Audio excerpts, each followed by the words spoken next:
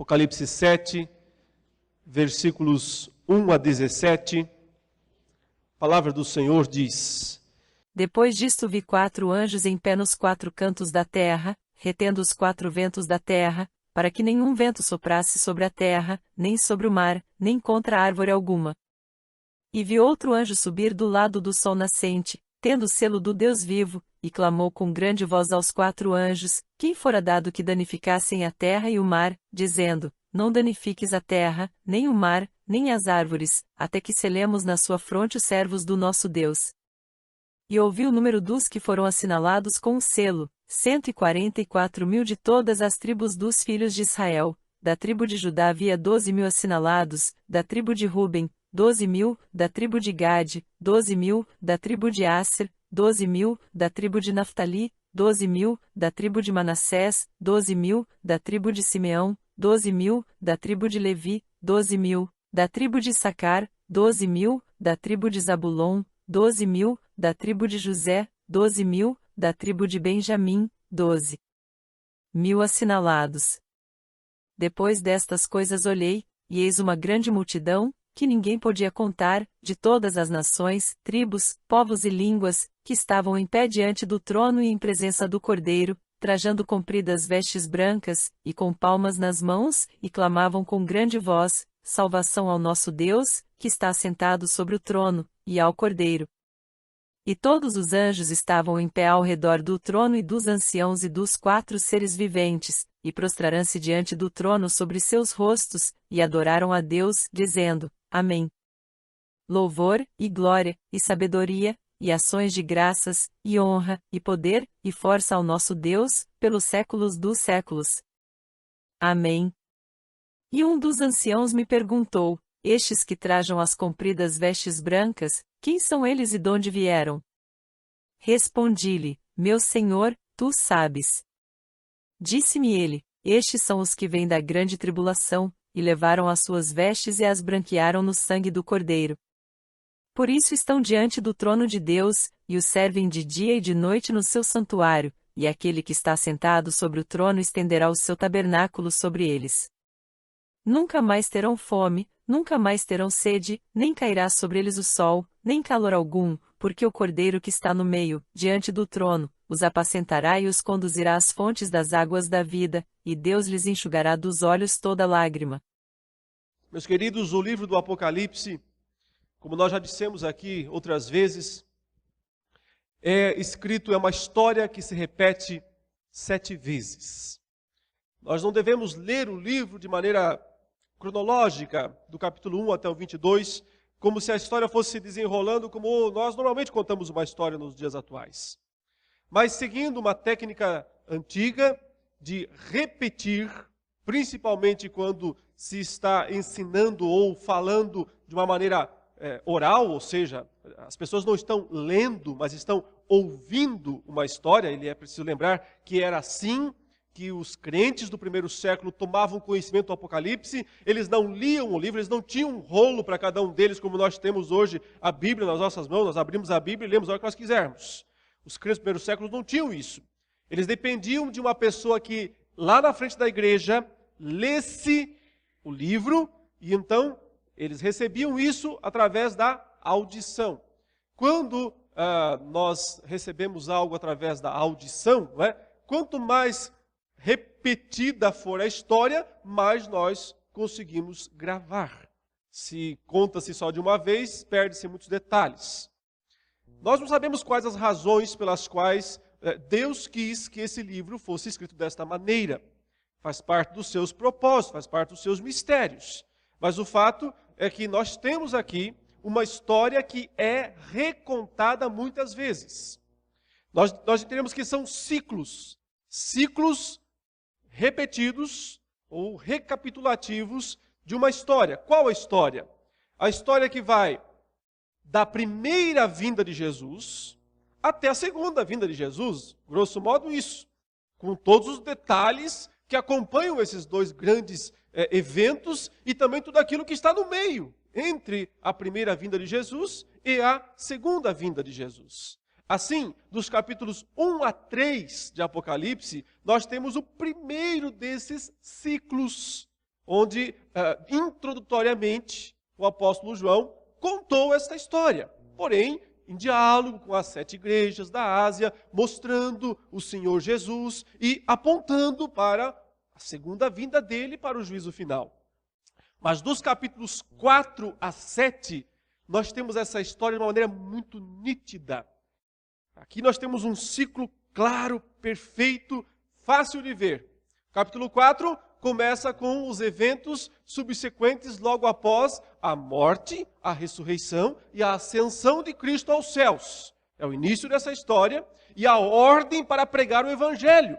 Por isso, assim que Cristo chega lá nos céus e pega o livro da mão direita de Deus, quando ele abre o primeiro selo, o cavaleiro branco, obviamente, ele está falando do poder da pregação do Evangelho em toda a terra, que não pode ser detido. Ninguém pode deter o Evangelho aqui neste mundo. É o Cristo que disse, toda a autoridade me foi dada nos céus e na terra, que disse também, ide, portanto, fazei discípulos de todas as nações, batizando o nome do Pai, do Filho e do Espírito Santo. Primeiro o cavaleiro anuncia isso, depois vem os próximos mostrando as guerras, as perseguições, as necessidades, a tribulação através da qual a igreja precisa passar para se aperfeiçoar, para se purificar, a fim de que esteja um dia para sempre com o Senhor. Até o 6º selo, que descreve o fim do mundo, a primeira das grandes descrições do fim do mundo em Apocalipse. Olha só, um detalhe bem simples. Se o Apocalipse fosse um livro, digamos assim, cronológico, para ser lido capítulo após capítulo, como eventos subsequentes, o mundo acabaria pelo menos 6 vezes. Nós temos 6 descrições do fim do mundo em Apocalipse. 6 descrições da destruição dos ímpios. Claro que o mundo não vai acabar 6 vezes, vai acabar uma vez só. Há só um juízo final. Mas ele reconta a mesma história várias vezes. E no 6º selo, ele mostra pela primeira vez, de forma clara, o dia do juízo, o grande dia da ira de Deus. Portanto, que história o apóstolo João recapitula ou conta novamente através dos 22 capítulos? A história da vitória de Cristo e do seu povo, que começa com a morte de Jesus, com a ressurreição de Jesus, com a subida de Jesus aos céus, onde lá em cima, após a ascensão, ele se torna o Rei dos Reis, o Senhor dos Senhores, e então passa a executar na terra e nos céus os decretos propósitos de Deus. Passando pela grande tribulação que a igreja precisa enfrentar, pelo avanço do evangelho em todo o mundo, pelas perseguições, pelas provações, pelas mortes de muitos cristãos que morrem e sobem para se encontrar com Cristo lá diante do trono de Deus, até o dia da ira, o dia da vingança, o dia da justiça final. E, por fim, o novo céu e a nova terra. O capítulo 7 de Apocalipse, que encerra, que fecha essa segunda contada ou contagem da história, mostra o que está acontecendo com o povo de Deus, desde a primeira vinda até a segunda vinda de Jesus. Nós temos aqui um resumo, digo assim, um resumo da história de Deus com o seu povo, que vai desde o primeiro momento em que Cristo conquista o direito de selar pessoas de todas as tribos, raças, línguas e nações, até o momento em que o Senhor os recolhe para habitar para sempre com Ele. Mas vejamos como isso acontece então no texto. Vamos prestar atenção a alguns detalhes. No início do capítulo 7, tem uma descrição extraordinária, até certo ponto assustadora, porque ele diz que ele viu 4 anjos em pé nos 4 cantos da terra.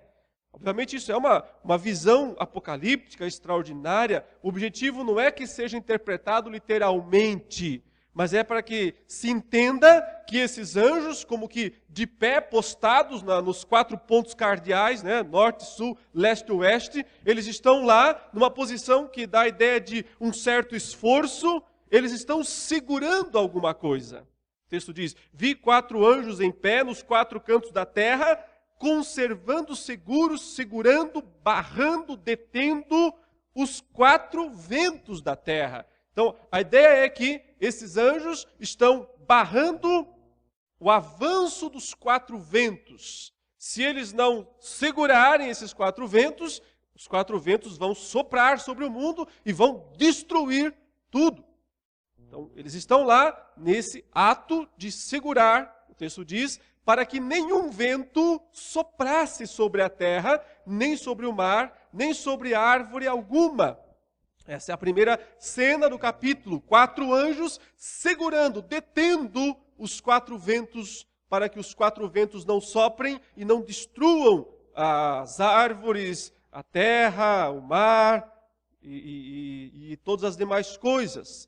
Segunda visão, ele diz: vi outro anjo que subia do nascente do sol, um anjo que vem do oriente, ele diz. O anjo vindo do nascente do sol, e esse anjo tem o selo do Deus vivo.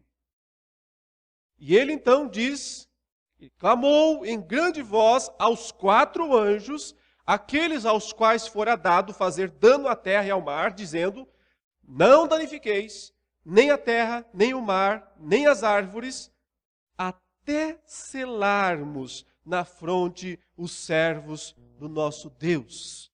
Então, a imagem que se transmite através dessa cena extraordinária é fácil, é simples de entender. Há uma grande destruição anunciada, mas ela está sendo segurada por 4 anjos. Então, um outro anjo surge, aparece, vindo do Oriente, e ele diz para aqueles 4 anjos: aguentem mais um pouco, segurem mais um pouco. Só liberem essa grande destruição sobre o mundo depois que nós selarmos na fronte os servos do nosso Deus. Então, Deus está dizendo, só depois que for colocada uma marca na fronte dos servos de Deus, é que poderá acontecer a grande destruição que está sendo detida, que está sendo retardada. É interessante que em Apocalipse nós ouvimos falar muito sobre a marca da besta, né? O famoso 666. Uma marca que a besta, o anticristo, através do poder do dragão, impõe sobre aqueles que pertencem a ele. E essa marca é posta também na fronte, na testa e na mão. Mas antes de falar desta marca, o Apocalipse fala da outra e muito mais importante, que é justamente a marca de Deus.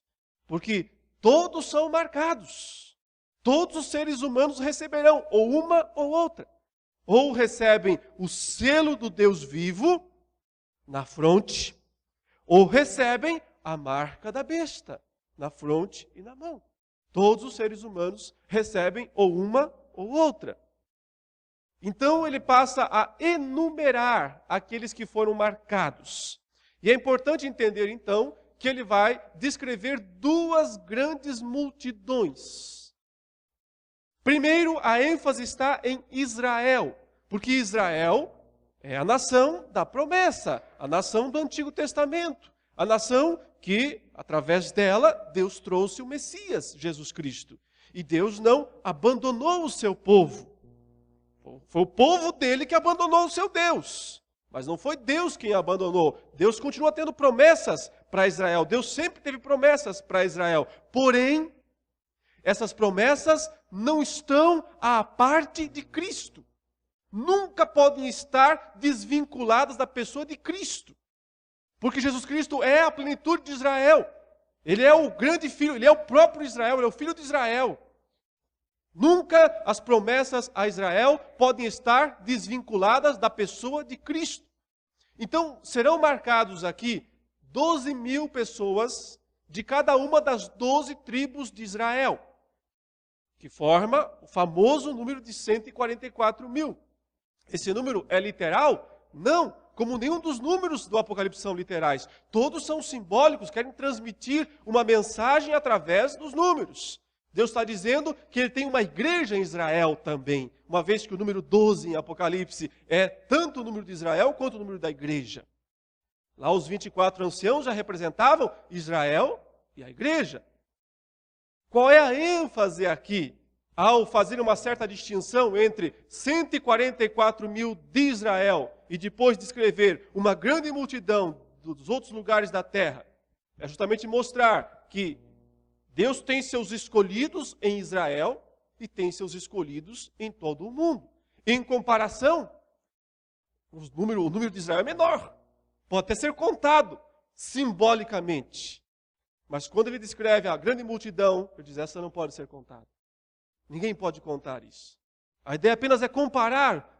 Existem salvos em Israel menos do que no restante do mundo. Naturalmente tem que ter menos. É só um povo, é só uma nação pequena, em comparação com o resto do mundo. Mas continua havendo salvos em Israel. Paulo fala isso em Romanos 9, quando alguém questiona dizendo, olha, se Jesus Cristo era judeu, se ele veio para os judeus, por que os judeus não creem? A palavra de Deus falhou? Paulo diz, não falhou. Por quê? Deus tem seus escolhidos dentro de Israel e fora de Israel. E os filhos de Israel verdadeiros não são os do sangue, mas os da promessa, Paulo diz. Portanto, ele diz, não, que história é essa de que não tem judeu salvo? O que eu sou, Paulo fala? Eu por acaso não sou judeu? Ou seja, benjamita, né? Eu não sou de Israel? Muitos judeus estão sendo salvos, mas não serão salvos fora de Jesus Cristo, da pessoa de Jesus Cristo. Senão Deus tem dois planos, dois propósitos, dois modos de agir. Deus não é bipolar. Deus tem um único modo de agir em toda a história. E isso tem a ver com o Filho dele, Jesus Cristo. Observe que ele sela, então, diz aí, que devem ser selados 12.000 de cada uma das tribos de Judá, de Rúben, de Gade, de Asser, Naftali, de Manassés, de Simeão, Levi, Issacar, Zebulon, José, Benjamim, todos igualitariamente recebem lá a marca em 12.000 dos seus. Número simbólico, quer dizer, um número X, um número específico, um número claro, um número que só Deus conhece. Quando o último dos judeus se converterem, então chegará o dia do juízo. No verso 9 diz, depois destas coisas vi, e eis, e aí está a segunda multidão. Grande multidão que ninguém podia enumerar. Observe, os 144.000 dá para enumerar. Aqui, não dá para enumerar. Então, ele está traçando uma comparação entre um número grande, porém menor e limitado de judeus, um número muito maior e inumerável de gentios, de todas as nações, tribos, povos e línguas, que também são selados por Deus, que também recebem a marca de Deus, ou a outra marca que mais tarde no livro será explicada, que é a marca da besta. E diz que essa grande multidão, diz que está em pé diante do trono e diante do Cordeiro, vestidos, diz o versículo 9, de vestiduras brancas, símbolo de pureza, de purificação, não de pureza natural. É uma pureza até certo ponto artificial. Eles foram lavados, eles foram purificados. Não é dignidade pessoal, é dignidade externa. Alguém lhes conferiu dignidade. Alguém lhes conferiu justiça, alguém lhes conferiu brancura. Eles têm palmas nas mãos, um ato, portanto, de adoração ao Senhor, e clamavam em grande voz, dizendo ao nosso Deus, que se assenta no trono, que é o Deus do capítulo 4 de Apocalipse, e ao Cordeiro, o Deus do capítulo 5 do Apocalipse, pertence à salvação. O que ele faz no capítulo 6 de Apocalipse. Todos os anjos, aqueles que já estavam lá no capítulo 4 também, estavam de pé, rodeando o trono, os anciãos, os 4 seres viventes, todos voltam à cena e estão lá apenas para se prostrar diante desse Deus e desse Cordeiro. Prostraram sobre o seu rosto, ou se prostraram sobre o seu rosto, e adoraram a Deus dizendo, amém. Então, agora, 7 atributos de louvor dados a Deus. O louvor, a glória, a sabedoria, as ações de graças, a honra, o poder e a força sejam ao nosso Deus pelos séculos dos séculos. É curioso que o número 7 sempre está presente durante todo o livro, por isso nós dizemos, inclusive, são 7 sessões, são 7 ciclos, 7 vezes ele conta essa história, e ele faz questão de estar sempre pontuando este número para que o ouvinte nunca se esqueça dele. Não dá para entender o livro sem entender esse número. Então vem a explicação da cena.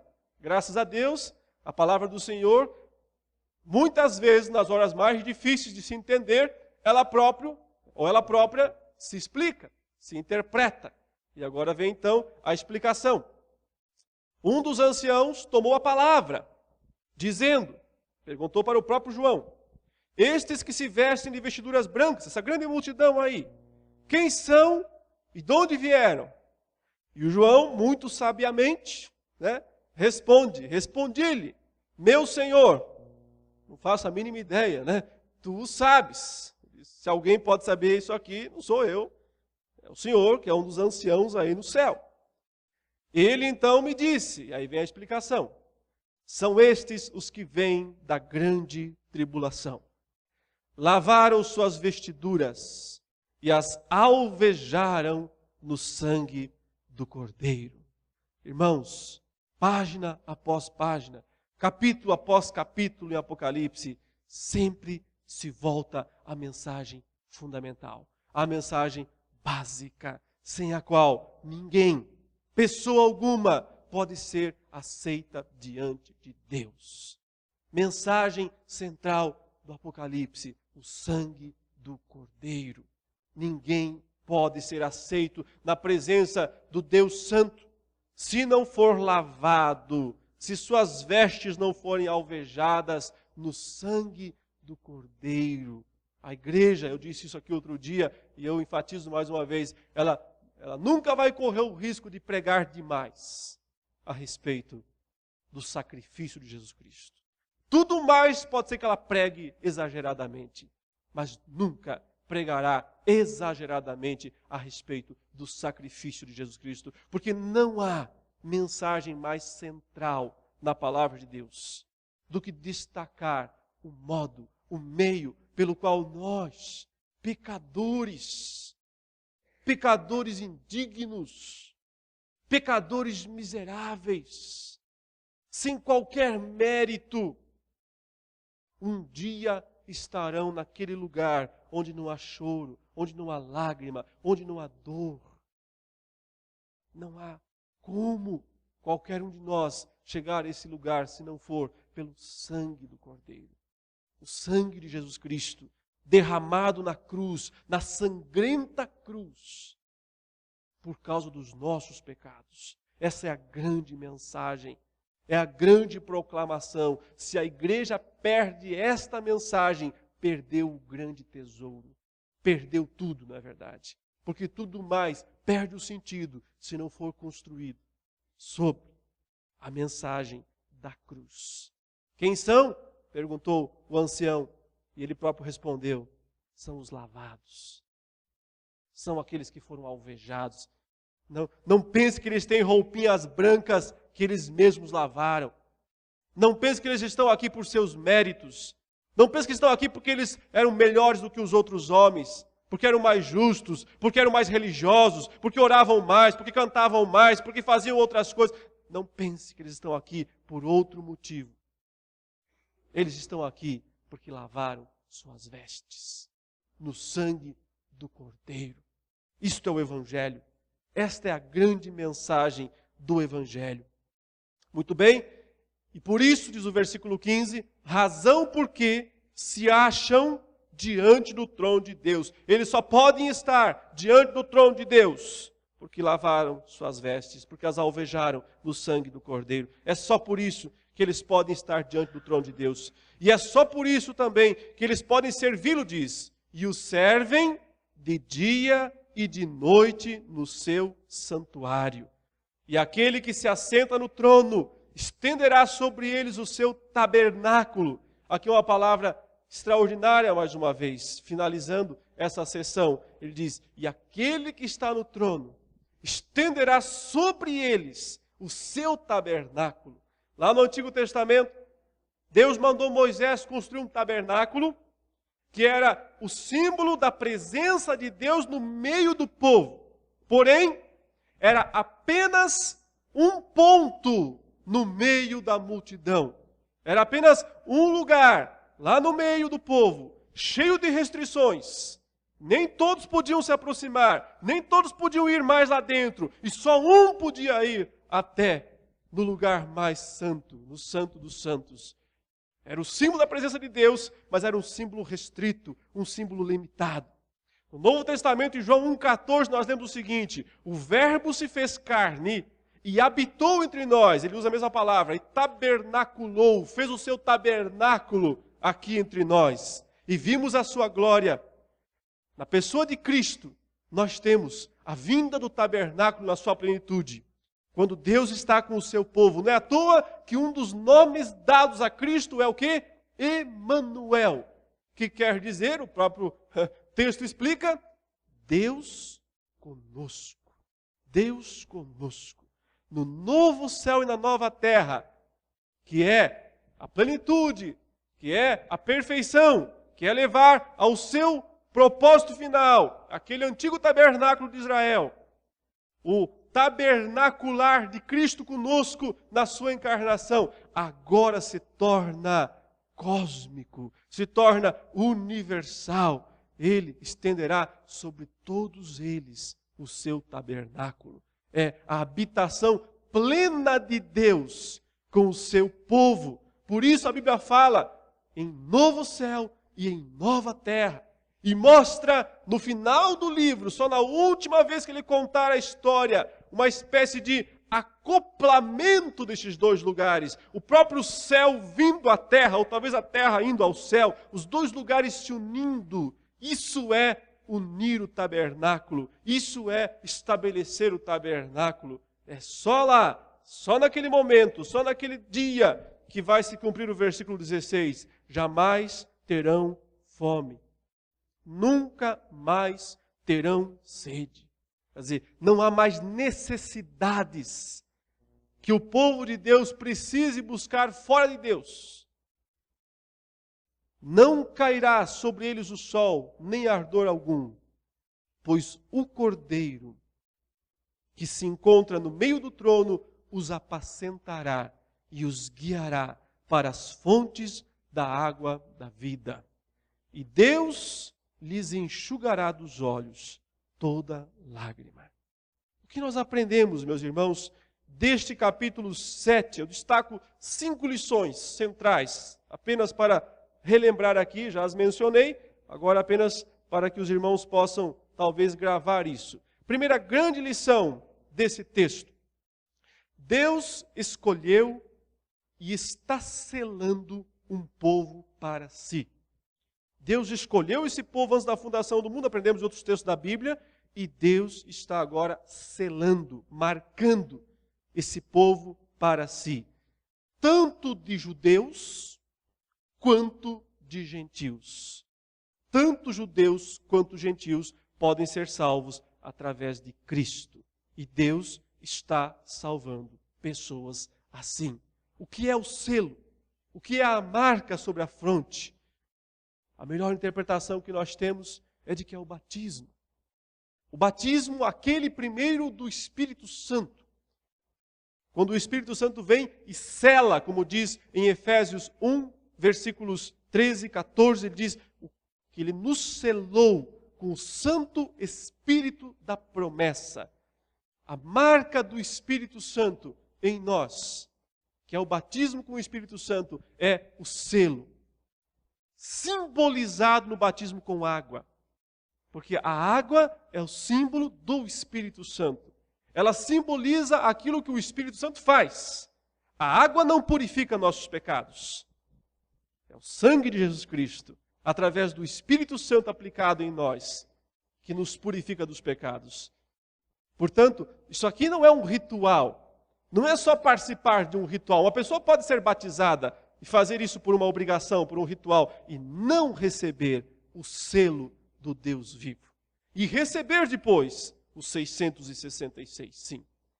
Mas aqueles que com fé verdadeira se submetem ao batismo, porque também são batizados com o Espírito Santo, esses podem ter certeza de que estão recebendo o selo do Deus vivo. Segunda lição desse texto: Deus lavou e purificou esse povo no sangue do Cordeiro. Não há salvação fora de Cristo. Não há salvação fora do sangue do Cordeiro Jesus. Deus lavou e purificou no sangue de seu Filho, no sangue de Jesus Cristo, todos esses que estão sendo marcados desde a primeira vinda de Cristo até a segunda vinda de Jesus. Terceira lição importante desta passagem: Deus não os livrará da grande tribulação. Não os livrará da grande tribulação. O ancião perguntou para João: quem são? De onde vieram? João disse: não sei. Eu explico para você. Eles vieram da grande tribulação. A tribulação é para a igreja. A igreja precisa enfrentar a tribulação, a perseguição. É o único modo de selecionar. É o único modo de ver quem pertence a Deus e quem não pertence a Deus. Se não houver perseguição, se não houver oposição, dificilmente a igreja é pura. Ela vai se acostumando aos vícios. Ela vai se adaptando ao mundo. Ela vai ficando cada vez mais amiga do mundo. Então Deus precisa permitir sobre o povo dele, a tribulação. Porque tribulação não são flagelos divinos derrubados para a terra. Tribulação é perseguição do poder do mal. É permitir que o mundo persiga a igreja. É permitir que o anticristo, quando ele vier, também persiga a igreja. Tribulação tem a ver com sofrimento, mas não é um sofrimento infligido por Deus. Não é Deus quem está fazendo isso diretamente. Ele está permitindo isso, deixando que o seu povo passe por tribulação. Como Pedro fala na primeira carta, que Deus, por breve tempo, se necessário, permite que nós sejamos atribulados, para que o valor da nossa fé, uma vez provado, passado pelo fogo, se mostre verdadeiro e então redunde em honra, glória e louvor ao Senhor. Os remidos passam pela tribulação, são perseguidos, mas triunfam. Triunfam porque, se por um lado Deus não os livrará da grande tribulação, os poupará da destruição dos quatro ventos do céu. Lembra dos quatro anjos no início que estavam segurando lá? Para que os quatro ventos não varressem a terra, só pode varrer a terra depois que Deus selar todos os seus. Então, Deus não poupa a igreja da tribulação, mas poupa a igreja dos flagelos, da pior das destruições, que não é a que as forças do mal podem fazer na terra, mas é a que o próprio Deus fará como juízo, como o dia da ira dele. Dessa a igreja não passa, ou por essa a igreja não passa. Deus garante, e é o selo que garante o livramento. Lembram-se quando Israel, na 10ª praga do Egito, recebe a ordem para que um cordeiro seja morto. E a marca do sangue desse cordeiro, colocado nos umbrais, nas portas, desvia a espada do anjo vingador. O anjo passa então pelo meio do Egito, mas onde há o selo, onde há a marca, ele desvia, ele não atinge. Esse anjo não é um demônio, não são forças das trevas. Esse anjo é Deus executando o juízo na terra.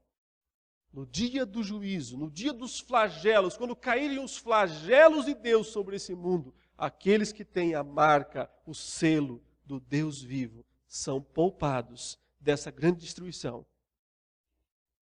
E finalmente, a quinta grande lição dessa passagem é: Deus preparou um lugar para Ele mesmo habitar com o seu povo.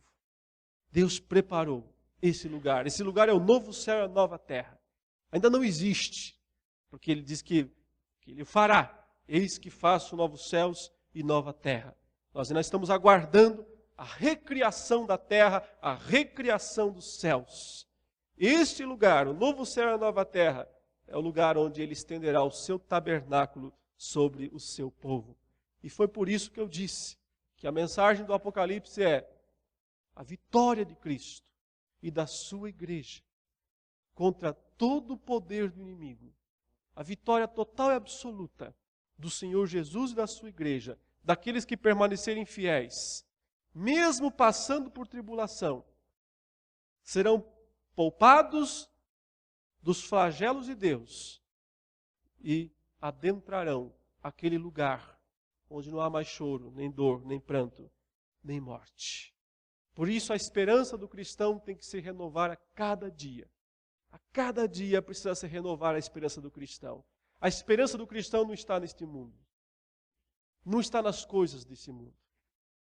A esperança do cristão está no Cristo, o vencedor da morte, que agora está lá à direita de Deus e reina soberano, abrindo os selos do livro, executando os seus juízos, os seus propósitos e também sua graça salvadora aqui neste mundo.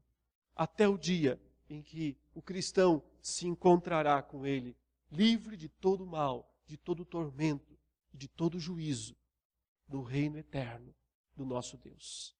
Que Deus nos abençoe, meus irmãos, em nome de Jesus. Amém.